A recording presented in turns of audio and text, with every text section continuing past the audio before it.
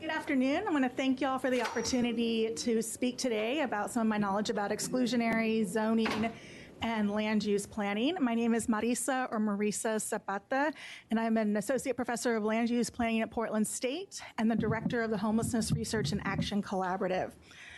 As I tell my students whenever they're going to be prepared to talk about zoning, there is always this feeling of utter dread and chaos in communities when you say zoning and rezoning and touching on anything that, as the nice elderly lady is telling us, killing our dreams through zoning.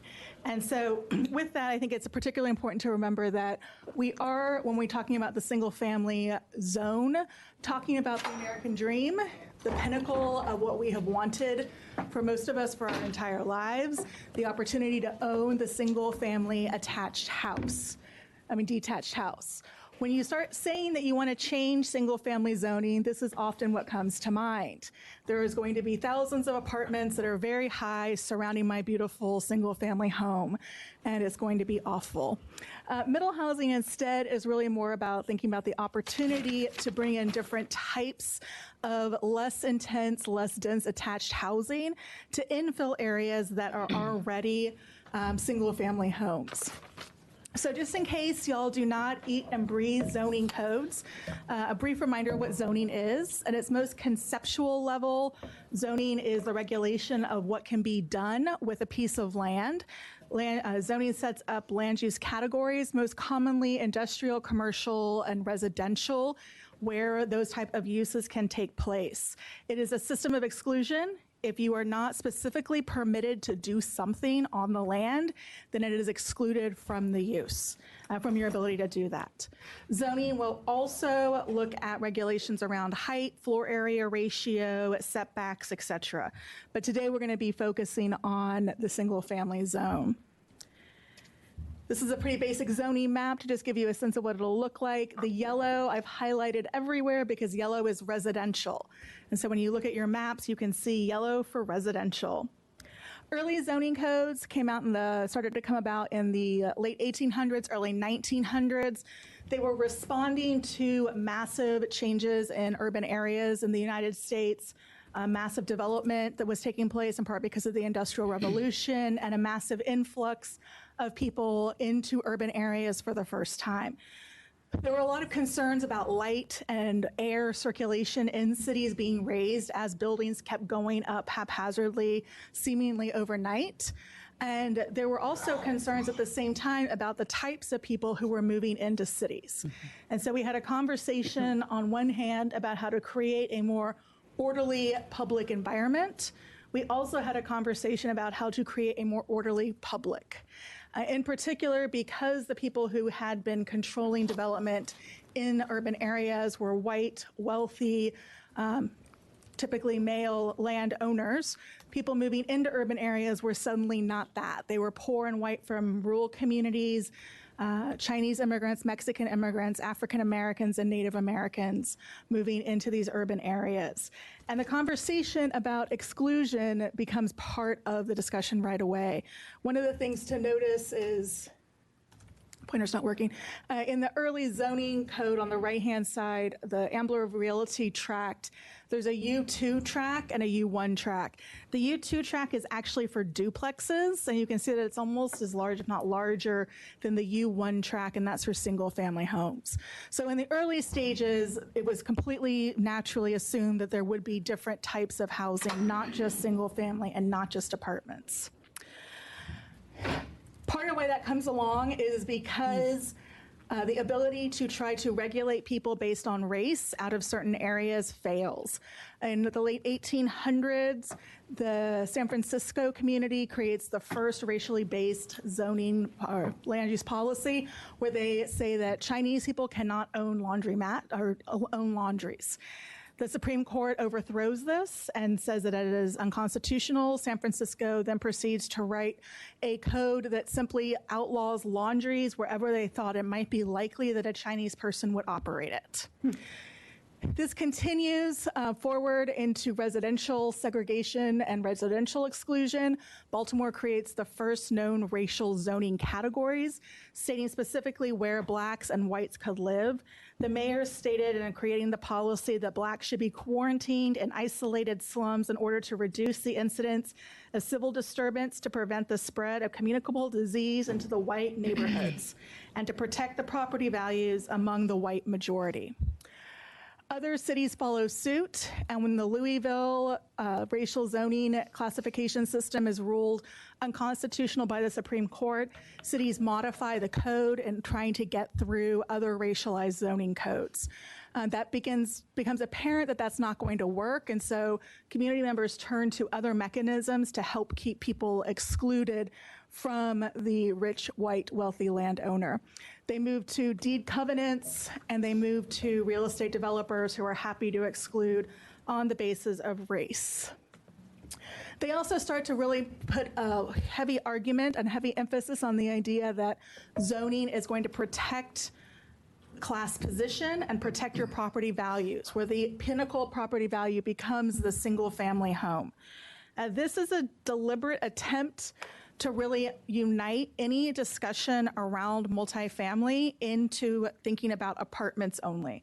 And so we see that there are single family homes in one zone, and then every other type of housing is suddenly in this multifamily zone.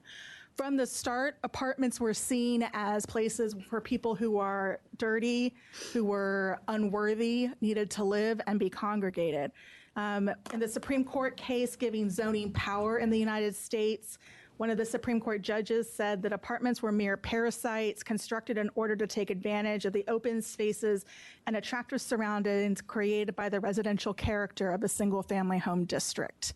And so the emergence and creation of what we have today being a very bifurcated, high-density multifamily and a single-family detached zone is really the product of intense deliberation on how to keep people who were not deemed worthy from moving into neighborhoods where people saw themselves as more worthy. This is the only map of Portland that I will put up, and it's one that we can all collectively boo at because it shows what Portland was doing badly. And so what you see here is the yellow represents the first neighborhoods that came together to ban anything other than single-family detached housing in 1924. The yellow represents the highest wealth, concentrations of wealth in the Portland region. And you'll see the first 15 neighborhoods that band together overlap considerably with areas that are where wealth is concentrated today. And so we know that what we have done before is still present today. And I think that's one of the things that's important to remember.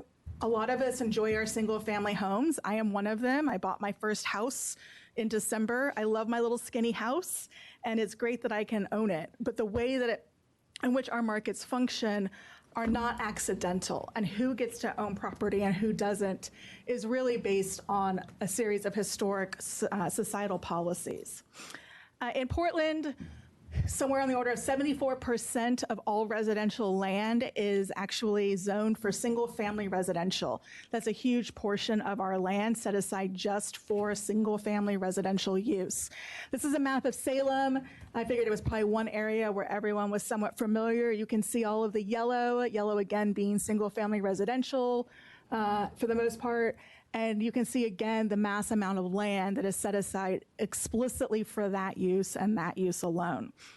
So you might be wondering, okay, well, why is this bad? We know that there's an exclusionary past and legacy, but what about today? If everyone can just have a single family home, can't we just go with that? And unfortunately, that's not the way that it plays out. We can see, looking at the state of Oregon, 64% of housing stock is actually single family detached. 84% of these homes are owner occupied. And so we're seeing that the majority of those houses are occupied by homeowners.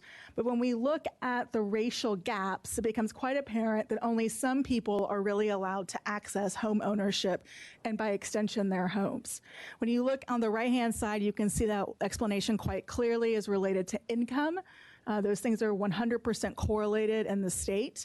I didn't have a chance to disaggregate the data based for whites, But I have no doubt that as I broke that data down based on income, I would see similar patterns where people who are low income and white would also be excluded from this market. All right, so what we're hoping for is the opportunity to create what our cities were really meant to be if they were not based on exclusion, and that is to have a mix of housing types and to really think about what it would look like to have a duplex or a triplex or a cluster cottage in your neighborhood. A lot of people kind of panic and think that tomorrow everyone's going to wake up and build and redevelop to best and highest use immediately at maximum density. And the reality is that's unlikely to happen. In Portland, duplexes have been zoned, or corner lots have been zoned for redevelopment to duplexes for several decades, and very few of those lots have actually been redeveloped. There's still single family homes because we like single family homes. A recent study in Chicago showed that 5 years after upzoning had taken place, very few properties had actually converted to any higher level of density.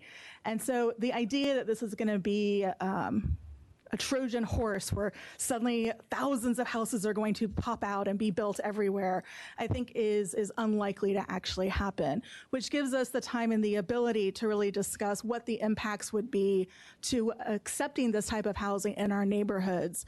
As somebody who cares about zoning, I really care about the impact.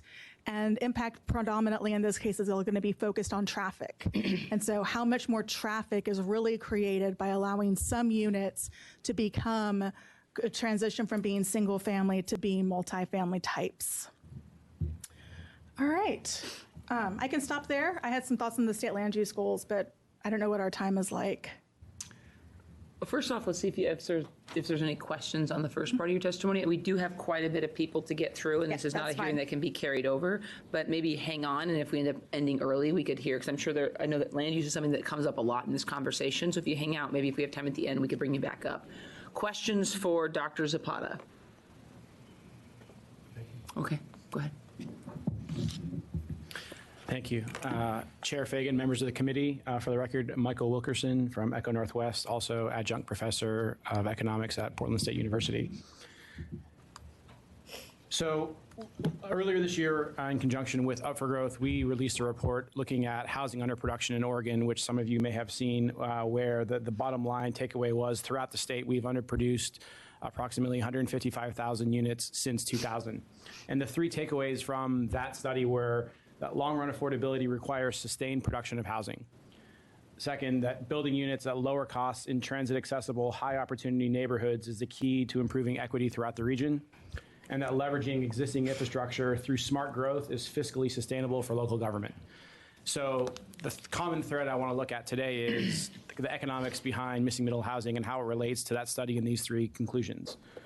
So to start with, I think it's important to frame this notion of density when we look at major metro markets throughout the country. And when we look at the largest metros, we see that since 2010, only 10 markets nationally have had density, so average density in neighborhood increase, Portland being one of those.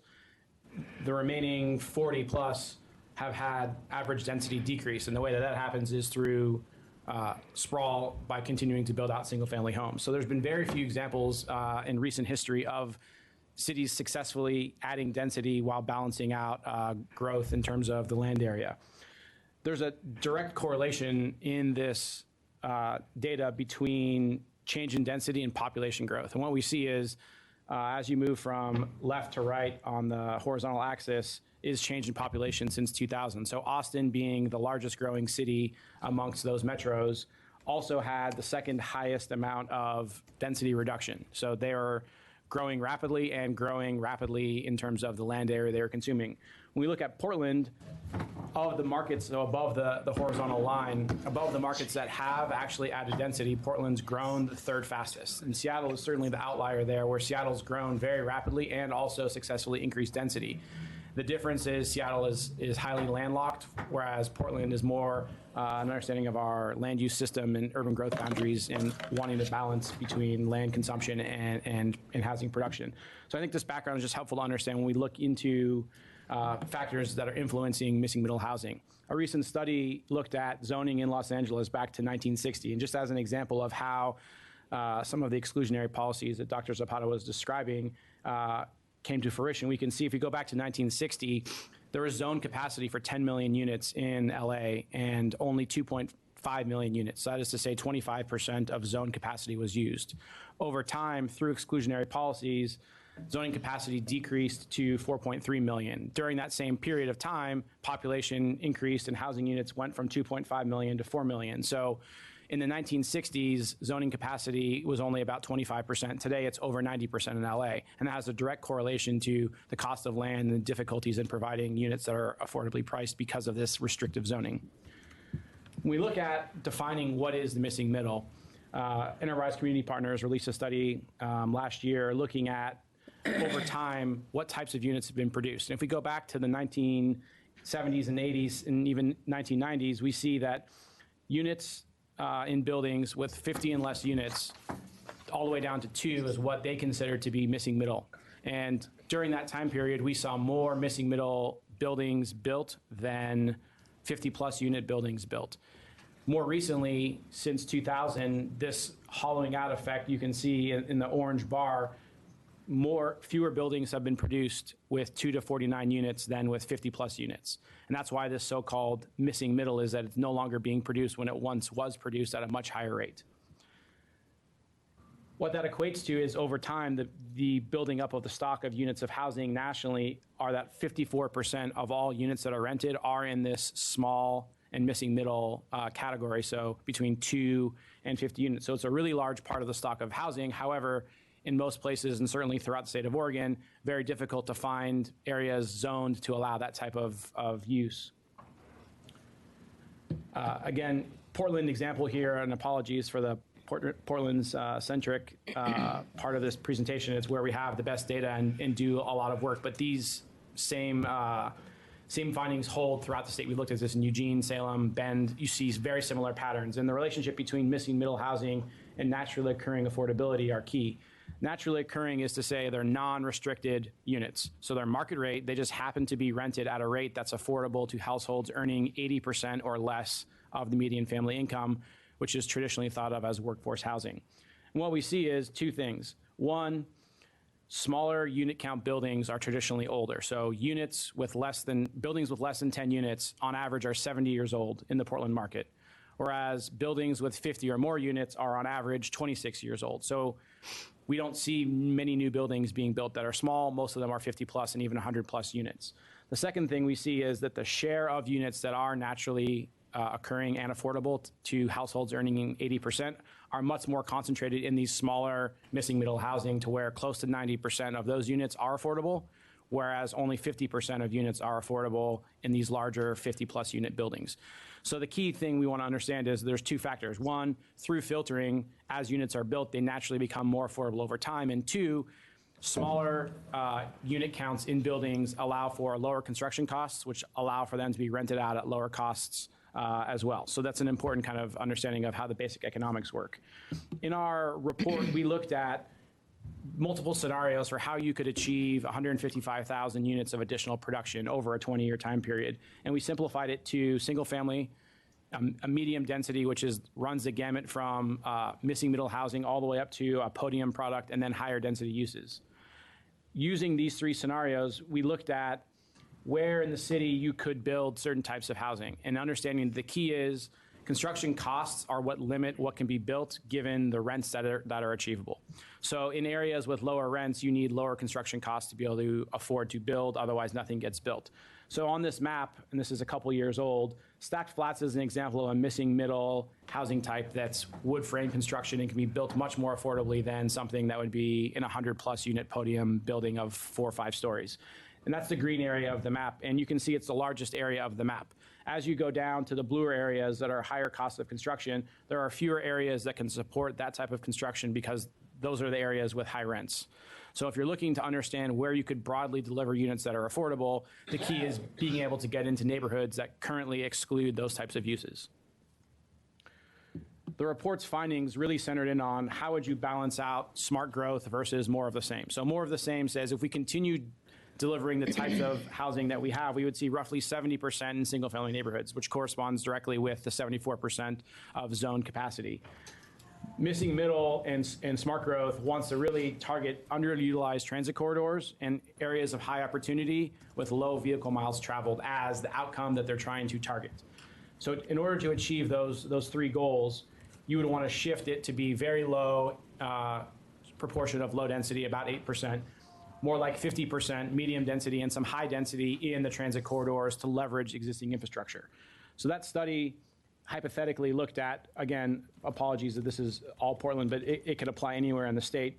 You can achieve that growth in small areas of land in the Portland metro by looking almost exclusively in transit corridors for 155,000 units. As you extend the number of units you need, you now see 83% of units that can be accommodated in a transit corridor, and really you're starting to target these single-family neighborhoods that currently exclude missing middle housing. As you increase that, the percentage drops in the transit corridors.